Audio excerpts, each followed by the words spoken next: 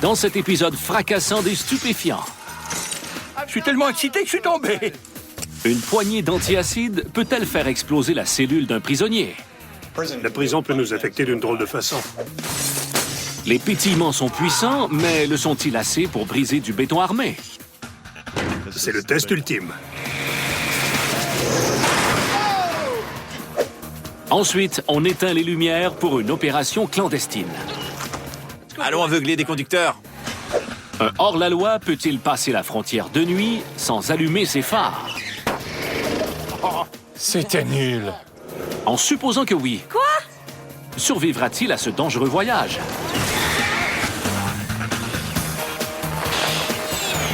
Qui sont les stupéfiants?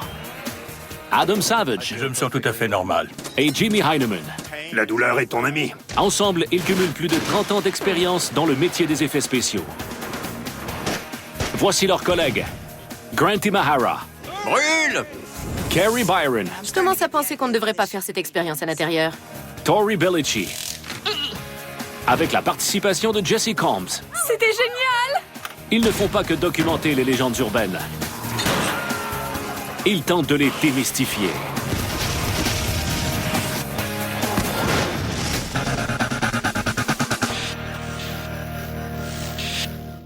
Grosse soirée? Non. J'ai une question pour toi. Que peut-on faire avec ceci? À part soigner sa gueule de bois? Oui, Je donne ma langue au chat. Qu'est-ce qu'on peut faire? s'évader de prison. Non. Oui, selon le mythe, un détenu persévérant aurait tapissé les murs de sa cellule de feuilles de plastique et aurait empilé les comprimés antiacides recueillis pendant 10 ans avant de les asperger d'eau. Ce qui aurait créé suffisamment de CO2 pour pressuriser la cellule, briser les murs et lui permettre de s'échapper. J'adore ça. Moi aussi. On ajoute un peu d'eau et à nous la liberté. Mais une dose massive de CO2 produite par une pile de comprimés pétillants peut-elle vraiment ébranler des briques et du mortier? Il faudra récupérer toute l'énergie dégagée par cette éructation chimique. Je crois qu'on devrait commencer par des tests dans l'atelier pour déterminer la pression produite par des comprimés antiacides. Je suis d'accord. On devrait d'abord effectuer des tests à petite échelle pour savoir ce qui nous attend comme phénomène physique et chimique, la pression par exemple. Oui, on a besoin de ces informations avant de passer à l'échelle réelle.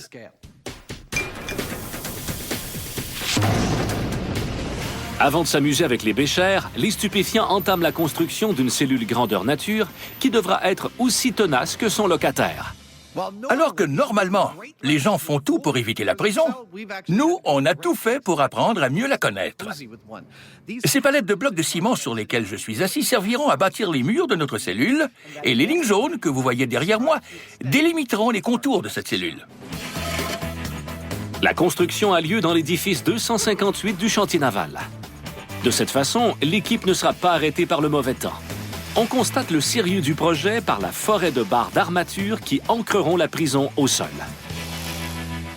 Ceux qui nous connaissent bien savent qu'on aime bâtir les choses nous-mêmes. On a déjà construit des bâtiments à l'émission, mais dans ce cas-ci, comme le mythe repose sur l'intégrité structurale de la cellule, on s'est dit qu'il nous faudrait l'aide de professionnels. On a donc engagé ces gars. Notre prison sera solide. En fait, c'est de loin la cabane la plus robuste qu'on ait jamais construite. Avec 3 mètres de long, 2,15 mètres de large et 2 mètres de haut, voilà une cellule à sécurité maximale des plus confortables. Il a une meilleure technique que moi. Pas de doute là-dessus. Ils ont l'air de jongler avec les briques. Je suis impressionné. En effet, c'est beau à voir. Ces gars sont rapides. Demander l'aide de professionnels était une bonne idée. Ce matin, on avait des lignes jaunes au sol. Cet après-midi, la cellule est presque finie. Mais la journée d'Adam et Jimmy ne fait que commencer.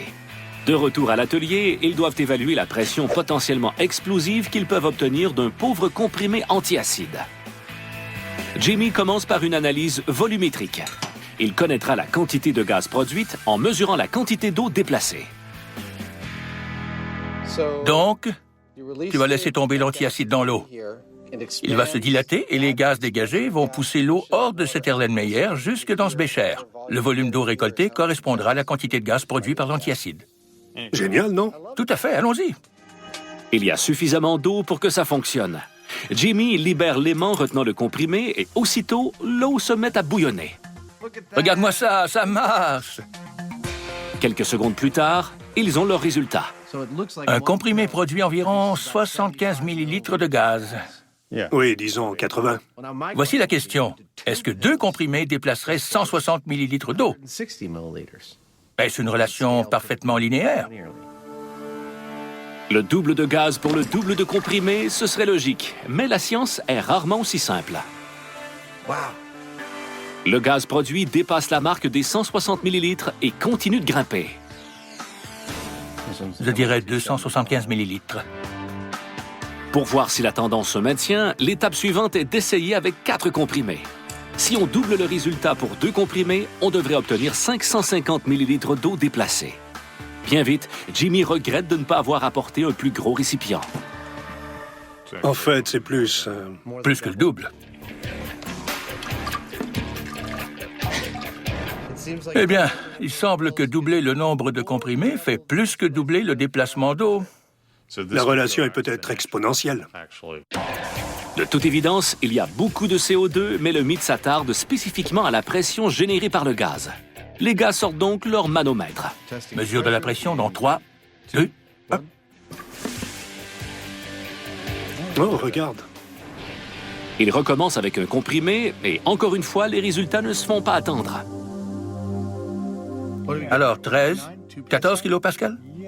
Oui, un peu moins de 14 kilopascal. C'est un mini-moment de vérité, car on verra bientôt si la pression, comme le volume, augmente de façon exponentielle. Mesure de la pression avec 2 comprimés. Si la pression ne fait que doubler, les 2 comprimés devraient donner 28 kilopascal.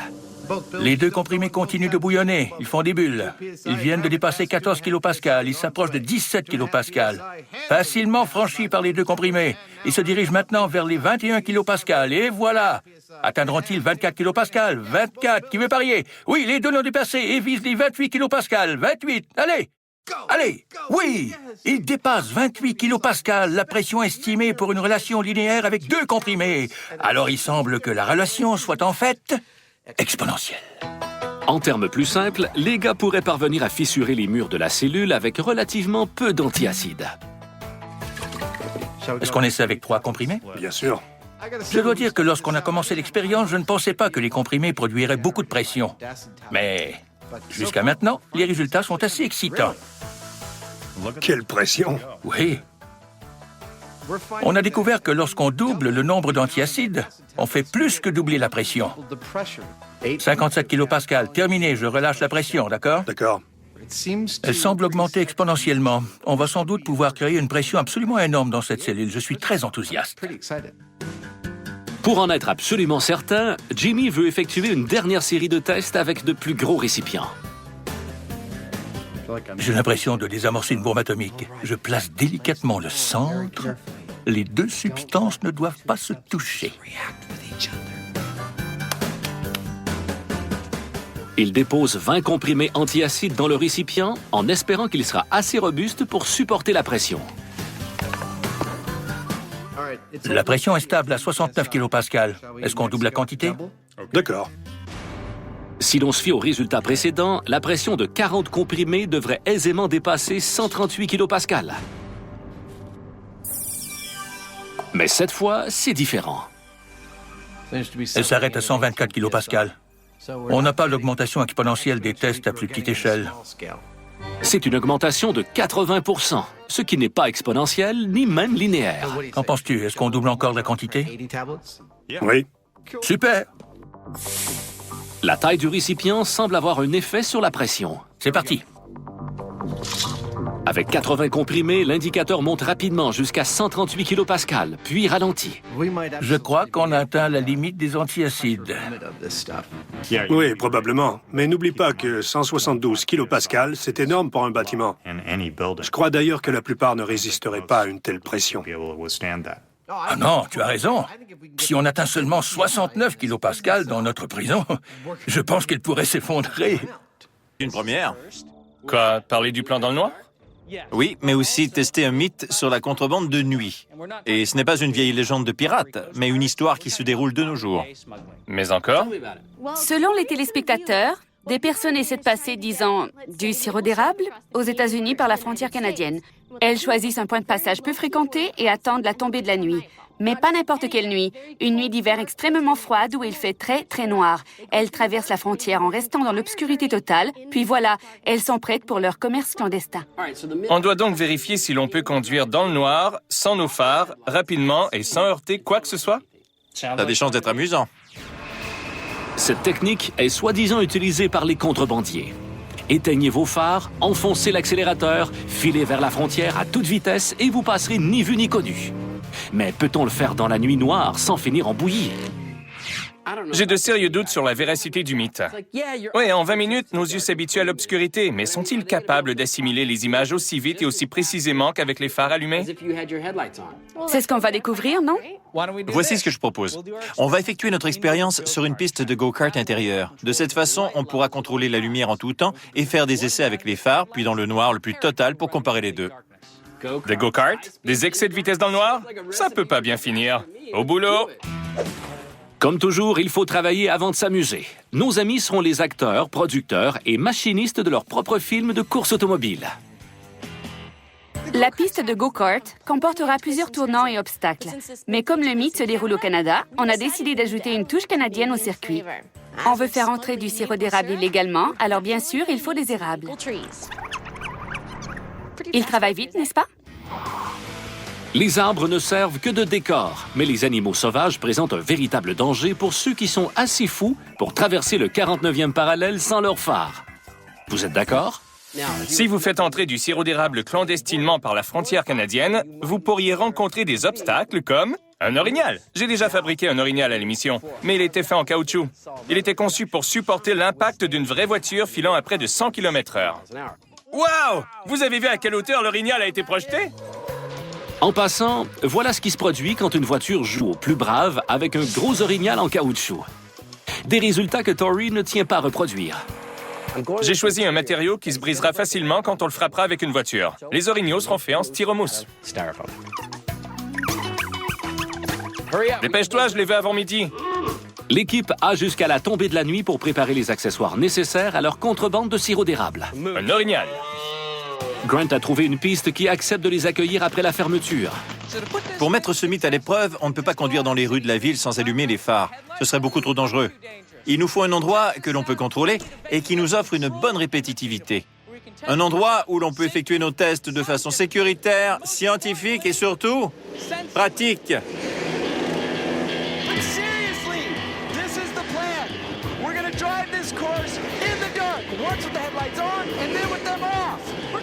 Against the clock, not against each other. And we're gonna try to go as fast as we can without crashing. Yeah, because if you crash, that means you got caught by the cops. And to make sure we don't remember the course, we're gonna drive the first round in one direction. And then the second time around, we'll go completely backwards because there's no way we can remember that.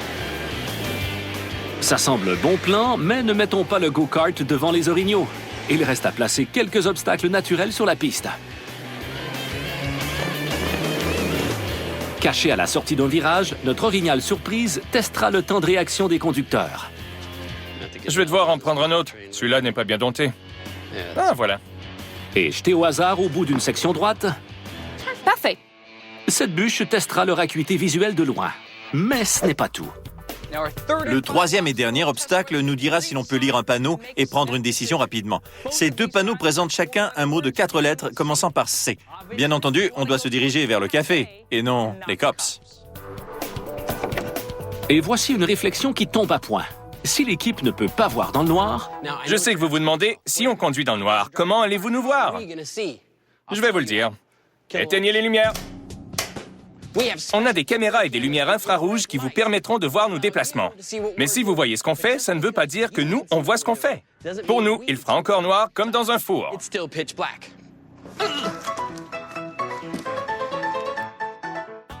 pour réussir dans leur entreprise, ils ne doivent pas se faire arrêter ni avoir d'accident. Mais un bon passage clandestin doit aussi être rapide. Alors nos criminels amateurs effectuent un tour d'essai pour connaître leur vitesse lorsqu'ils roulent les phares allumés. C'est parti!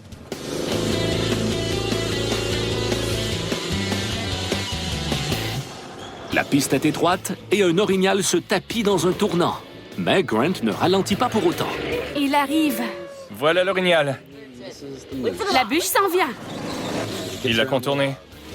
Approchant de la ligne d'arrivée sans une égratignure, Grant est provisoirement en tête. Il a pris le bon chemin.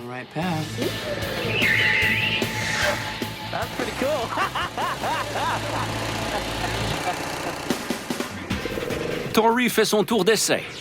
Puis Jesse. Tous les deux voulant à tout prix battre Grant sans envoyer leur voiture dans le décor. À chaque tour, les obstacles sont déplacés à l'insu des conducteurs. Tous les trois ont terminé le parcours sans accrochage, malgré une piste sinueuse dépourvue de lampadaires. Lumière! C'est vraiment différent que de conduire en plein jour. Oui. Oui, c'est beaucoup plus terrifiant. Allons voir le tableau des résultats. Quoi? Tori remporte les honneurs, mais de justesse. Maintenant, on a nos tests de référence. Ouais, on passe à la partie difficile. Conduire dans l'obscurité totale. Sans les phares. Est-ce que je vous ai dit que j'ai peur du noir? Super. On va bien rire. Adam et Jimmy vérifient le mythe selon lequel un prisonnier aurait fait sauter sa cellule avec des antiacides accumulés pendant 10 ans. Efficace ou non, il fallait y penser. La première étape de la construction de la cellule est terminée. On a érigé les murs, mais leur intérieur est vide, ce qu'on ne voit pas dans une vraie prison. Bientôt, on va les remplir de barres d'armature et de béton et les recouvrir d'un toit en ciment. Mais avant, je vais embellir la pièce avec de la peinture industrielle. Les stupéfiants ont épluché les catalogues à la recherche des couleurs parfaites. Vert biliaire pour l'intérieur et jaune gastrique pour l'extérieur. On a décidé de construire le toit le plus robuste possible parce qu'on veut tester la solidité des murs et on ne peut pas le faire si le toit cède en premier. Il est donc important de s'appliquer. On a fait venir une bétonnière et la structure sera renforcée avec une armature. Encore une fois, on fait appel aux compétences des gens dont c'est le gagne-pain. Pendant que le ciment sèche, Adam ajoute une touche de réalisme avec des équipements de base. Ce n'est pas tous les jours qu'on installe une toilette juste pour créer de l'ambiance. Ensuite, Jimmy apporte une pièce des plus importantes. Une porte faite sur mesure, aussi résistante que la cellule. J'ai fabriqué cette porte avec un solide morceau de plastique par balle de 3 cm d'épaisseur. C'est exactement le même matériau qu'on retrouve dans les panneaux de nos écrans protecteurs. Il est installé dans un cadre d'acier épais, muni de charnières ultra robustes. Je serais même prêt à parier qu'elle est plus solide qu'une porte de prison ordinaire. Regarde, elle entre parfaitement. Ils ne pourront pas se sauver. Bien. D'accord. La cellule terminée, il ne reste plus qu'à installer le sac de plastique géant. Mais d'abord, ils le testeront à l'atelier. Voici une version miniature de notre cellule. Elle est faite en verre. Alors, on verra si l'on peut briser des murs de verre, avec des antiacides. Les tests précédents ont montré que doubler le nombre de comprimés ne double pas la pression. Alors là, je crois qu'on a atteint la limite des antiacides. Mais les gars savent que la pression nécessaire pour fendre les murs de prison pourrait être aussi faible que 35 ou 70 kPa.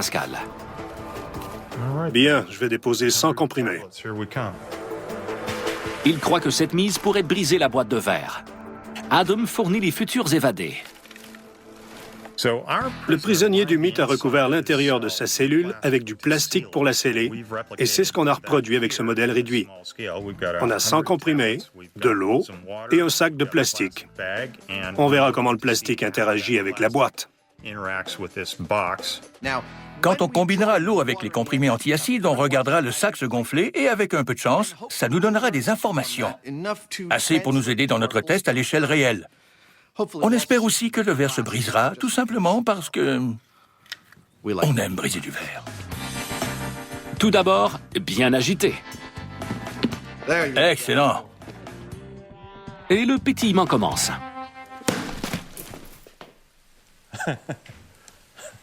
C'était rapide. Ça va? Oui. Renverser l'eau à l'intérieur de cette boîte était plus difficile que prévu.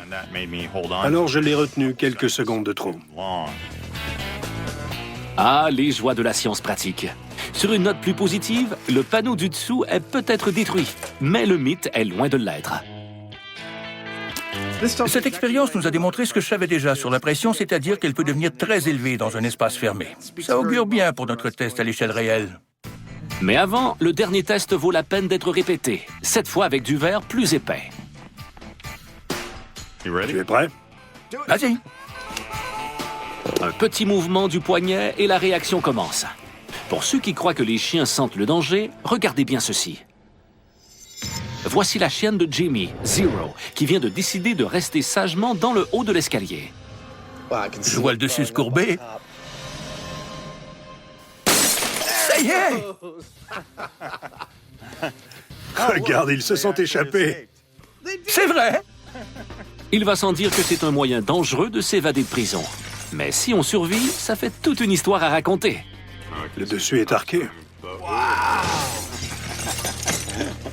T'as vu cette force? N'oublie pas que seulement une petite fraction des comprimés se sont dissous. La pression est probablement de 20 ou 30 kilopascales. Oui, pas plus. Je suis tout à fait d'accord. C'est vrai, une boîte de verre n'est pas une cellule de béton, mais les chiffres concordent. C'est excellent. Alors là, je jubile. La pression est bien réelle. Il ne reste plus qu'à aller jusqu'au bout avec ce test. Ma prédiction pour nos tours sans les phares? Impossible. Ce sera complètement dément. Étant donné que je ne peux même pas marcher sur cette piste dans la noirceur, je crois que les chances de Grant de réussir le parcours en go-kart sont très minces. Grant peut toutefois augmenter ses chances de survie en s'assoyant seul dans le noir. Dans quelques minutes, ses pupilles se dilateront, laissant plus de lumière atteindre la rétine. Mais le phénomène n'est pas si simple, comme l'équipe l'a constaté dans le spécial pirate. On voulait vérifier si le cache-œil des pirates aurait pu être un outil pour obtenir une vision nocturne instantanée, en le transférant d'un œil à l'autre. Et ça a fonctionné. C'est incroyable. Apparemment, l'un des éléments essentiels à la vision nocturne de l'homme est la rhodopsine, un pigment présent dans les bâtonnets de l'œil. Elle se décolore complètement sous l'effet de la lumière et prend environ 20 minutes à se régénérer dans l'obscurité. On va donc rester assis 20 minutes dans le noir. Sur la piste, il fait noir comme dans la gueule d'un loup. C'est bon? Dites-le-moi parce que je ne vois rien. Au cas où Grant aurait mémorisé le trajet de son premier essai, il effectuera ce tour dans l'autre sens.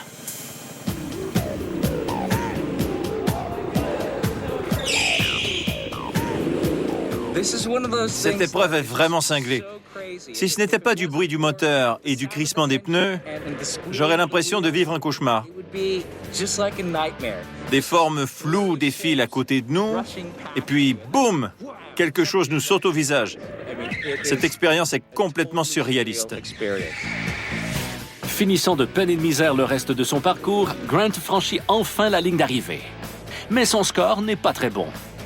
Tu as pratiquement presque réussi. Mon temps n'était pas si mal, mais tout à coup, un orignal est apparu en plein milieu de la route. Je crois que je l'ai frôlé, puis j'ai foncé dans le muret. Désolé, mais dès le début, t'as pris le mauvais chemin et tu t'es fait coincer par les policiers. Autrement dit, Grant a échoué au test. Jessie fera-t-elle mieux? Au moins, elle est confiante. Je n'ai pas du tout peur. J'ai même hâte. J'espère que tout se passera bien.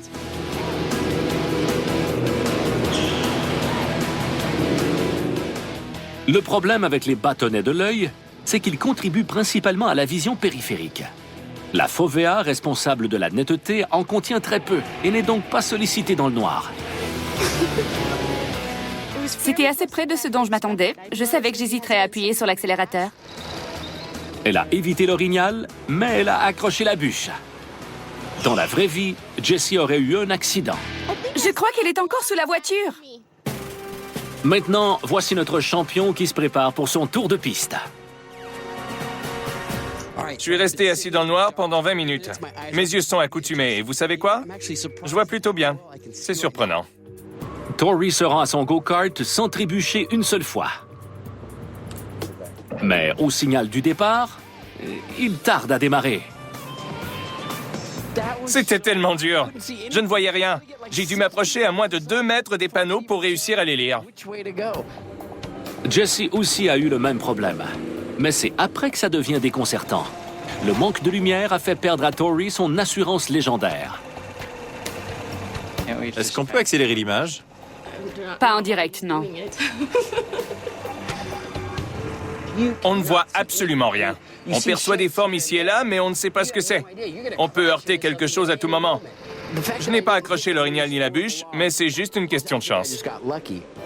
Tori était de loin le plus lent. Par contre, c'est le seul qui n'a pas eu d'accident ou qui n'a pas roulé en direction des flics. Je suis le seul à m'être rendu à bon port, mais regardez le temps qu'il m'a fallu. Avec un parcours 4 fois plus long qu'avec les phares allumés, disons que le mythe a pris un mauvais virage. Et Jesse décide de se diriger droit vers le ravin. On a oublié un élément important. Lequel? Qu'est-ce qui arrive quand une voiture arrive dans la direction opposée et nous aveugle avec ses phares? T'as raison. Ça bousille complètement notre vision nocturne. Tout à fait. Et question d'être rigoureux dans notre démarche, on va l'essayer. Une explosion d'antiacide est sans doute la plus folle idée de toutes. Si un prisonnier cache 2 comprimés par repas pendant plus de 10 ans, on obtient près de 22 000 comprimés prêts à faire sauter la baraque. Qu'est-ce qui nous laisse croire que 22 000 petits comprimés antiacides pourraient nous faire sortir de cette cellule en béton armé ultra solide? Après tout, dans l'atelier, on a obtenu une pression aussi élevée que 290 kPa. Et comment cette pression pourrait-elle défoncer un mur? Je vais vous le dire. Tout repose sur ce qu'on appelle la charge répartie. Je vous montre. Pour une fois, vous pouvez essayer ça à la maison. Si j'expire contre une surface de 6,45 cm², je peux soulever un maximum de 500 grammes avec mon souffle.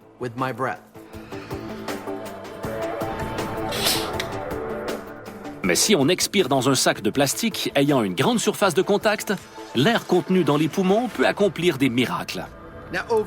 Avec une surface de 645 cm², je peux soulever un poids de 57 kg. C'est probablement plus que ce qu'il pourrait soulever avec des haltères couchés sur le dos.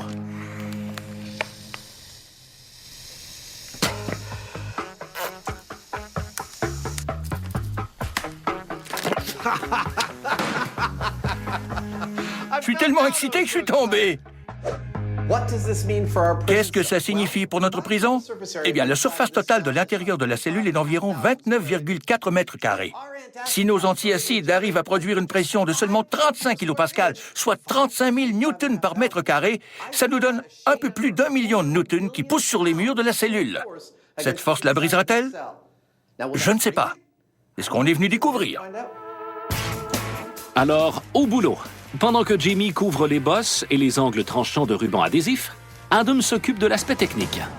En ce moment, vous vous demandez sûrement comment on surveillera la pression que les comprimés antiacides produiront au cours de l'expérience. Voici la réponse. C'est l'un des ensembles d'indicateurs les plus sensibles qu'on ait bricolés pour l'émission. Il mesure toutes les pressions, qu'elles soient aussi modestes que 35 kPa ou aussi élevées que 1400 kPa. Si on atteint cette pression, je vais me mettre à courir, comme c'est écrit ici. Regardez. Voyez ce que je veux dire?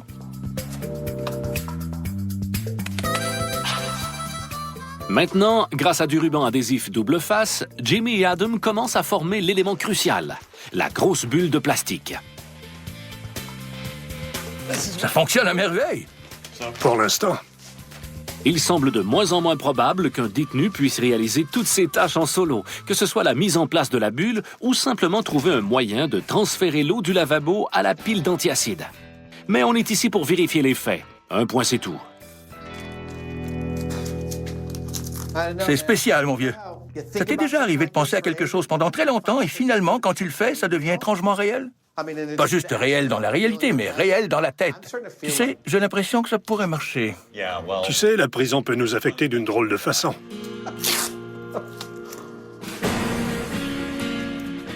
Celui qui testera la réalité de ce mythe pour nous n'est nul autre que Buster.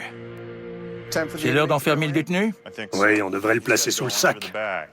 En effet, glissons-le près de la porte, parce que si je tentais cette évasion, je garderais ma bouche près des montants pour me permettre de respirer. En espérant que c'est possible. Si c'est possible, allons-y. Pourquoi Buster est à l'extérieur du sac? On a une très bonne raison de le placer là. Quand les comprimés antiacides réagissent avec l'eau, l'un des sous-produits de la réaction est le dioxyde de carbone. Et si l'on se trouve dans un sac fermé contenant le dioxyde de carbone produit par 22 000 antiacides, les risques de suffocation sont énormes. Buster va donc se tenir près de la porte pour tenter de respirer l'air frais pendant que sa cellule s'effondre autour de lui. Et voici le clou du spectacle. Des seaux complets d'antiacide. Voilà, Adam. Veux-tu aller à l'intérieur? Je vais te les passer. Peux-tu les ouvrir? Merci. Il répand les comprimés autour de la toilette et du lavabo, directement sous le boyau d'arrosage qu'on a enfoncé dans un trou percé dans le mur. Ne me demandez pas comment il les a cachés au gardien, j'en sais rien. On est ici pour tester la physique. Au début, il les avait cachés dans le matelas. Le problème, c'est qu'il a fait pipi au lit. Mauvaise idée. Il est possible que dans le mythe, les plus vieux comprimés ne pétillaient plus aussi bien après 10 ans. Mais comme Adam l'a dit, on se concentre plus sur la science que sur l'histoire. Je pense qu'on peut commencer. Parfait, selon la prison. D'accord. Est-ce que ça fonctionnera? Mathématiquement, c'est possible. Pour ma part, je n'en ai aucune idée, mais je peux vous assurer que je vais me tenir loin quand on va l'essayer. Pour nous fournir le véhicule qui jouera le rôle de la voiture aveuglante, Grant revient à ses racines. C'est un robot de combat que j'ai fabriqué. Je lui ajoute tout simplement une paire de phares. On pourra les allumer à distance tout en faisant rouler le robot dans la direction opposée. Et enfin, on connaîtra l'effet des phares sur nos yeux quand on conduit dans le noir.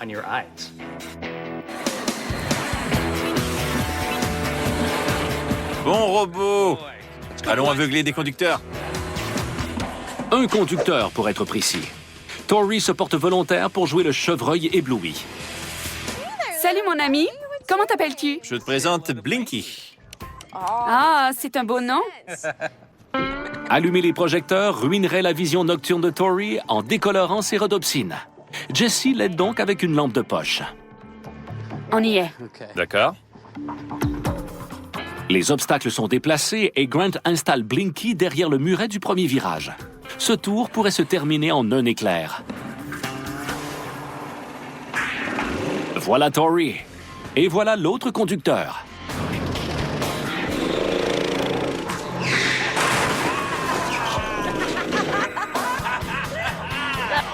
Allumez les lumières! C'était vraiment débile. C'était nul. Tout à coup, les lumières se sont allumées et c'était comme s'il y avait un mur noir avec deux petits phares. Si une voiture s'avançait vers nous avec ses phares, on serait complètement aveuglés et on s'écraserait. On serait foutus. Techniquement, le mythe est faux.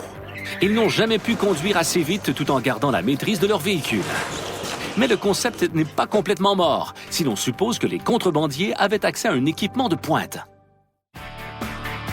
OK, évasion grâce aux antiacides avec circonstance du mythe, faites couler l'eau. La tension est palpable.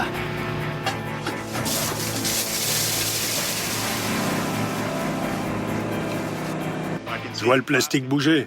Vraiment? Oui. Oh oui, regarde!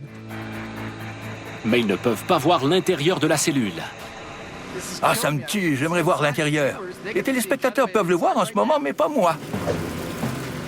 Je dois attendre. Ce qu'ils peuvent voir, par contre, est carrément déprimant. Toutes les aiguilles restent immobiles. Quelle quantité d'eau peut-on faire couler? Environ 1300 litres. Mais on ne va pas tout verser à l'intérieur. On en versera autant qu'il le faut. Quelle détermination venant de l'homme à la combinaison orange. Mais bientôt, ces narines confirment leur pire crainte. Je sens l'odeur des antiacides, ça veut dire qu'il y a une fuite.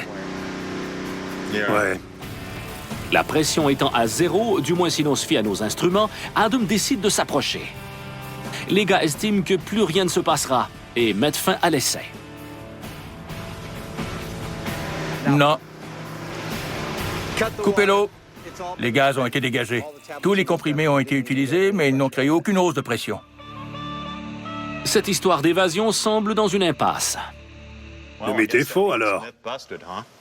Non, selon moi, il est très possible qu'il y ait eu une fuite autour du lavabo ou de la toilette. On devrait les retirer tous les deux, installer un autre sac complètement intact et recommencer. En éliminant les variables. Exactement. D'accord. Les stupéfiants se mettent au travail. L'ancienne bulle de plastique prend la porte car ils n'ont pas le choix d'en fabriquer une neuve. Adam retire la toilette et le lavabo. Les gars décident aussi que peu importe les résultats, la prochaine tentative sera la dernière. Mais tout le monde veut que ça fonctionne, alors ils mettent le paquet. Voilà. On se prépare pour la phase 2 qui nous permettra de faire couler beaucoup plus d'eau, beaucoup plus vite. Pour installer un gros tuyau au plafond, on doit percer un beau grand trou.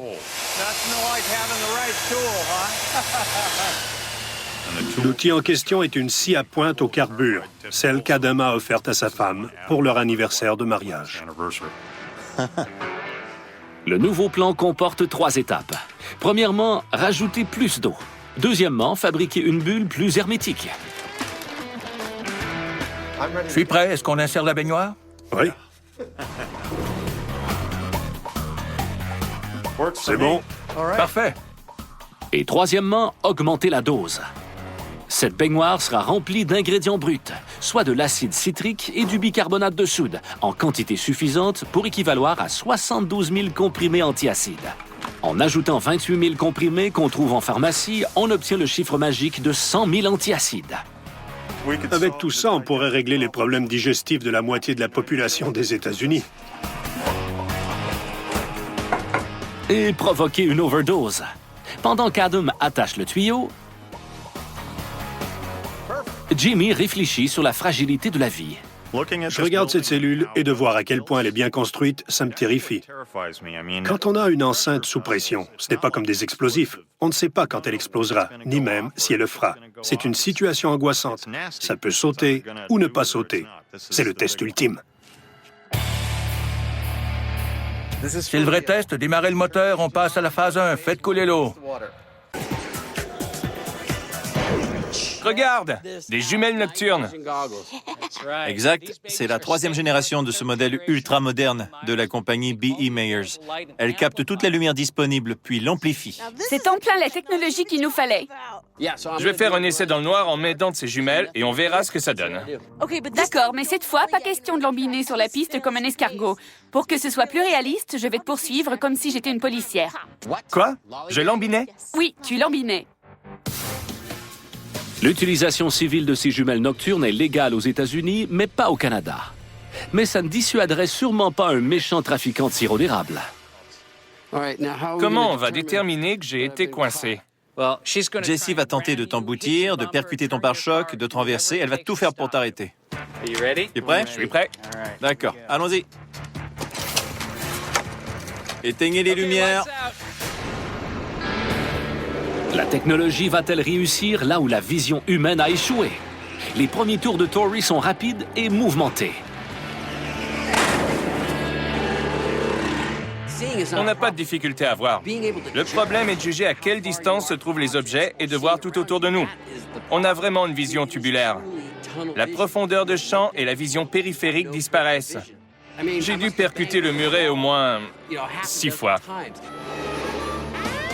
L'agente Jessie se lance à sa poursuite. Et on soupçonne que la justice rattrapera très vite notre bandit. Ensuite, on se retrouve avec la police sur les talons et ça change complètement la donne. On doit soudainement composer avec le stress de se faire poursuivre et se mettre à réagir rapidement.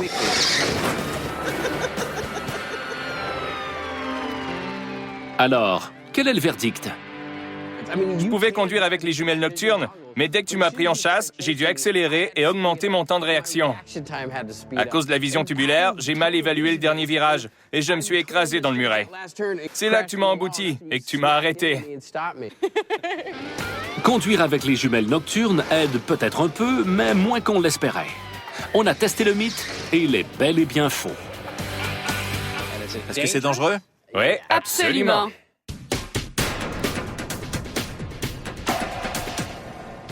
Dans un ultime effort pour s'évader de prison, Adam et Jimmy font appel au pouvoir soi-disant phénoménal des antiacides, sous forme de comprimés et d'ingrédients bruts. Ralentissez le débit. Juste un petit peu. Un peu plus d'eau. Encore un peu. Excellent. D'accord, ça ira. Cette fois, ils peuvent regarder les images des caméras placées à l'intérieur. Ils commencent par asperger uniquement la pile de comprimés avec le petit boyau. Il s'agit de la phase 1. La pression continue d'augmenter sur le plastique. Je le vois bouger. Vraiment? Oui, dans le coin en bas.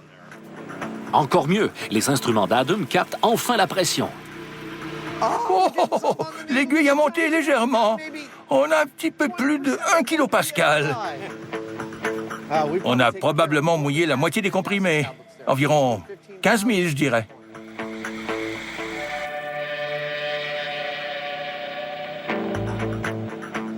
J'hallucine ou le bas de la porte est poussé vers l'extérieur? Oui, je le vois. Ah oui?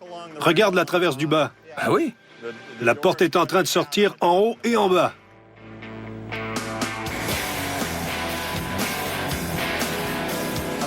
On est environ 3,5 kilopascal. Ouais, les comprimés sont presque tous mouillés. Ils sont recouverts de mousse. Qu'est-ce qu'on fait, mon vieux? On y va pour notre spécialité? Oui. On le pousse à l'extrême? Ouais, on met le paquet. Déclenchons le déluge. On passe à la phase 2. Ouvrez les vannes au maximum. La phase 2 comprend la baignoire et le tuyau d'incendie. Si tout se passe comme prévu, on devrait bientôt assister à la plus grosse crise gastrique du monde. There we go. Water's pouring into our tub. Okay, everybody. Oh, we're at 1 PSI. It's climbing like a rocket. 1.5 PSI. Look at the door. Eyes open. Guys, be 2 careful. PSI. The door's gonna go. 2.5 PSI. Oh my God. We're coming up to 4 PSI. And the door's...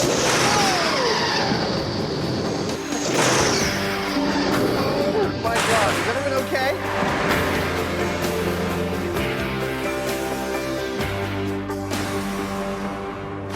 Ça a fonctionné. Hé, mon vieux! Regarde! La porte anti-souffle de Jimmy a fléchi comme une brindille dans un cyclone. Dans la baignoire, la mousse fait encore des bulles. Dès l'instant où le tuyau a déversé son eau dans la baignoire, on aurait dit qu'un ouragan de CO2 se levait. On l'a entendu, puis quelques secondes plus tard, la porte s'est mise à craquer. Cette porte massive que j'avais fabriquée grinçait, gémissait et se déformait sous la pression. C'était vraiment déchirant à regarder.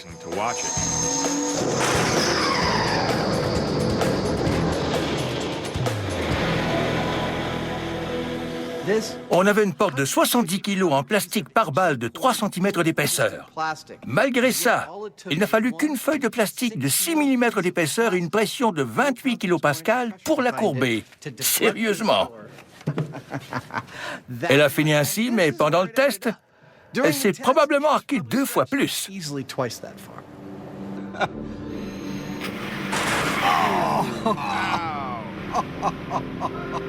Et voilà, Incroyable! on dirait qu'une vague a frappé la porte de plein fouet de l'intérieur. Les résultats sont formidables. Mais qu'en est-il du prisonnier Buster? Supposons qu'il était à l'intérieur du sac. Avec la quantité de CO2 dégagée, je suis désolé, mon vieux, mais la suffocation est inévitable. Et s'il était capable de rester à l'extérieur pendant la réaction, eh bien, disons que la force nécessaire pour plier la porte de cette façon est plus que suffisante pour écraser notre pauvre détenu comme un vulgaire moustique. Le prisonnier est fichu. Et le mythe aussi.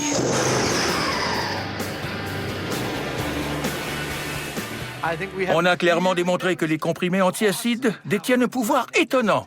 Du moins, dans les bonnes conditions. Oui, mais ils ne peuvent pas nous sortir de prison. Le mythe est faux. Totalement faux. Un autre produit domestique qui peut semer la destruction.